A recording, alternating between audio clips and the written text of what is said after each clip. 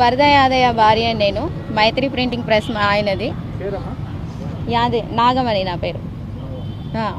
నాగమణి. అయితే ఇట్లనే ఓ నలుగురు వచ్చిండంట షాప్ దగ్గరికి. యాదయ్య అంటే ఎవరు అని అడిగిండ్రంట. నేనేనండి అని అంటే, సరే మీ దగ్గర నేను ఒక ప్రింటింగ్ వేయించుకోవాలి కార్డు అని అడిగిండంట.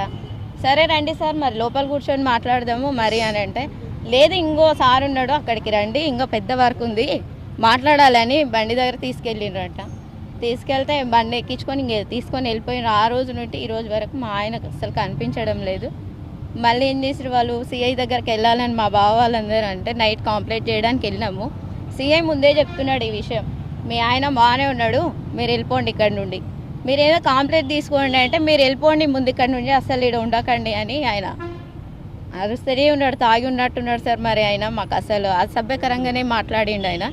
మరి ఏంటి మా పరిస్థితి ఏంటంటే, మీ భర్త పోయి గంటనే అయింది కదా, మీరు ఇంత తొందరగా వచ్చి మిమ్మల్ని అడిగితే మీకు ఏం వెరిఫై ఇస్తాము, రేపు రండి, మీరు వచ్చిర్రు కదా రేపు రండి వెతుక్కోండి అని చెప్తున్నాడు సార్. సార్ నేను ఒకటే క్వశ్చన్ వేసి, మీకు ఫ్యామిలీస్ లేవా, మేము మా పిల్లలు రోధిస్తున్నారు ఇంట్లో అని చెప్పిన సార్. సరే మరి రేపు రండి అని చెప్పి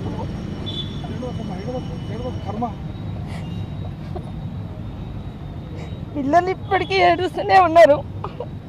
ఏం చేయలేక అసలు మార్నింగ్ వెళ్ళాం సార్ అందరం. చెప్పండి అన్నాడు. మరి చెప్పండి అంటే ఏడున్నాడు సార్ మా సార్ అని అంటే చెప్తామని ఏం చెప్పలేరు. ఆ తర్వాత ఇంకా 24 hours తర్వాత చేద్దామని వెంకటేశ్వర దగ్గరనే మేము తెలుసుకుంటా ఉన్నాం, ఇంకా వెళ్ళలేదు. ఆ తర్వాత ఎస్ఐ ఫోన్ చేసిండు, అమ్మ అదే భార్య అంటే అవును సార్ అన్న తర్వాత మీ సార్ ఇలా బషీరాబాద్ పోలీస్ స్టేషన్లో ఉన్నాడు, మేము అరెస్ట్ చేసి చెర్లపల్లి జైలుకి తీసుకెళ్తున్నామా అని చెప్పిండు. మీరు వచ్చి అవి తీసుకోండి మీ సార్ మాట్లాడతాడు అని చెప్పిండు సార్. ఆడ చూసాడు లేనే లేడు సార్. అప్పటిలోపు జైలుకి పంపించేసాను. ఒక అడ్రస్ చెప్పి ఒక అడ్రస్ మార్నింగ్ 8:30కి వెళ్ళాం సార్ లోపలికి. ములాఖాత్ రావడానికి 6 అయింది సార్ సాయంత్రం. చెప్తూనే లేరు. మా సార్ని అడిగిన ఎందుకు ఇంత లేట్ అయింది మీరు రాలేరు అంటే, మాకు ఎవరు ఇన్ఫార్మ్ చేయలేదని చెప్పింది సార్. లోపల మమ్మల్ని చాలా ఇబ్బంది పెడుతున్నారు సార్. అసలు నేను ఒకటే అడుగుతున్నా మంత్రి గారికి, ఎందుకు నీకు గొంతు ఇప్పి నీకు ఒక క్వశ్చన్ వేస్తే నీకొక్కటే అడుగుతున్నాం, నువ్వు తప్పు చేస్తున్నా అనడం తప్ప, అదొక్కదానికి నా భర్తను ఎందుకు నువ్వు హింసిస్తున్నావు, నువ్వు పెట్టిన ప్రతి కేసు నా చిన్న పాప కూడా చెప్తుంది వాడు ఎంత వేస్ట్, మమ్మీ డాడీ అట్లాంటి వాడు అని నా కూతురు వచ్చి మాట్లాడుతుంటే 7th స్టాండర్డ్ చేస్తుంది ఆ పాప.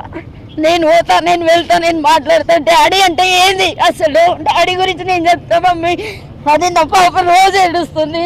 నా పాపను కూడా నేను తీసుకొచ్చి నీ కళ్ళ ముందు చూపిస్తాను, నా పాప మీద నేను తెలుసా శ్రీనివాస్ గారు మీరు ఇట్లాంటి మా గృహిణీలను ఇంత హింస పెడుతున్నావు, మా లాంటి పిల్లల్ని కడుపు మీద లేరా, మీకు మా ఉసురు తాకదా పోతావు నువ్వు, కానీ నా పిల్లలు చాలా రోధిస్తున్నారు. అసలు నువ్వు పెట్టిన కేసు ఏంటి ఈ మామనార్ ప్రజలకు అందరికీ తెలుసు. నా భర్త అంటే ఏందో, నా భర్త బ్యాక్గ్రౌండ్ తెలుసుకోండి, నా చుట్టూ రండి, నా భర్త అంటే ఏందో మీకు తెలుస్తుంది. నా భర్త ఎప్పుడు అట్లాంటి పని చేయడు. నువ్వు చేసే ప్రతి అక్రమాలకు నా ఇంటి దగ్గర వచ్చి ప్రతి ఒక్కరు రోధిస్తారు. సార్ నన్ను ఇట్లా చేస్తున్నారు, సార్ అట్లా చేస్తున్నారు, మమ్మల్ని నువ్వన్నా రక్షించు సార్ అని ప్రతి ఒక్కరు ఎవిడెన్స్ ఉంది. నన్ను ప్రతి ఒక్కరు వచ్చి ఓదారుస్తున్నారు. లేదమ్మా ఏం కాదు వాడు అట్లాంటి వాడే, మమ్మల్ని ఇట్లా ఇబ్బంది పెట్టి మాకు పాటలు వేసుకొని కాండుగా కప్పిన తర్వాత మాకు ఇట్లాంటివి ఏమి చెప్తలేడు, మంచిగుంటామని చెప్తున్నారు. అట్లా నువ్వు అట్లాంటి పనులు చేయదు, నువ్వు ఒక మంత్రి గారివి, రావణరాజ్యం కాదు రామరాజ్యం కోరుకుంటారు ప్రజలు, కానీ నువ్వు రావణుడిగా ప్రవర్తిస్తున్నావు. ఇది మంచిది కాదు సార్, నీకు చాలా తప్పు సార్. మా ఆడవాళ్ళ ఉసురు నీకు బాగా పుడుతుంది సార్, నా వల్ల కాదు సార్. ఇంకా ఇంతకన్నా నువ్వు కనీసం అర్థం చేసుకోవాలి, ఇట్లాంటి పద్ధతే కదా సార్ మీకు ఉన్న వాస్తవం ఇది సార్. నిజం చెప్పాలనుకున్నా నిజం చెప్పేసి తప్పు.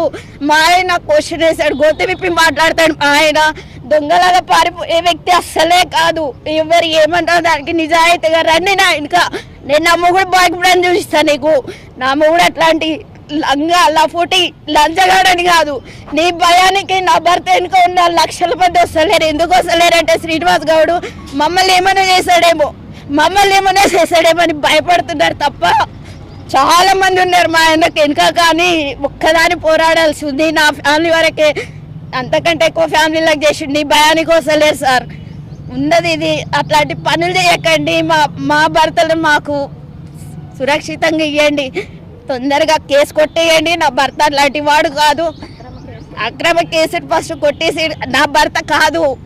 నా పాప చెప్తుంది 10 years కాదు 11 years పాప చెప్తుంది, డాడీ అట్లాంటి వాడా, ఆయన ఎట్లా చేసిన అసలు అని. నా పిల్లల్ని తెచ్చి నేను మీడియా ముందు పెడతాను. నా ప్రతి పిల్ల మాట్లాడుతుంది సార్. మీకు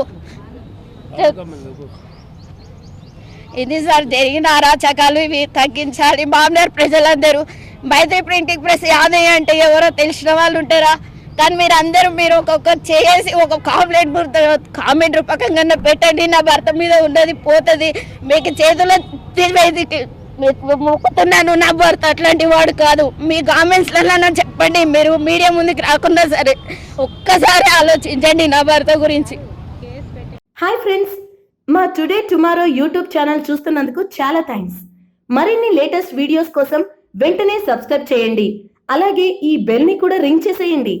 మా నోటిఫికేషన్స్ అన్ని మీ మొబైల్లో వస్తాయి. అలాగే మా వీడియోస్ మీకు నచ్చితే లైక్ చేయండి, షేర్ చేయండి, నచ్చకపోతే కామెంట్ చేయండి.